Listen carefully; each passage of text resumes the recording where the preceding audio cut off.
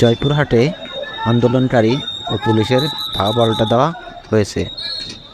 এটি রণক্ষেত্রে পরিণত হয়, রণক্ষেত্রে রূপ নেয়।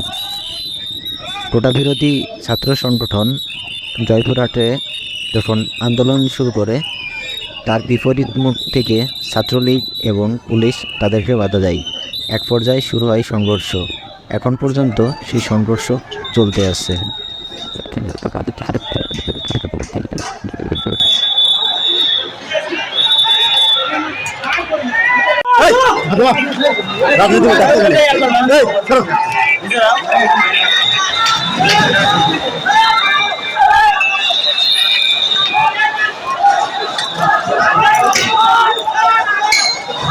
সরে ভাইরে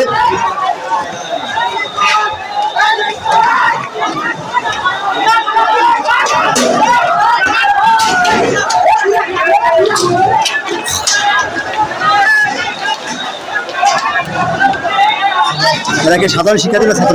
সাধারণ শিক্ষার্থী, সব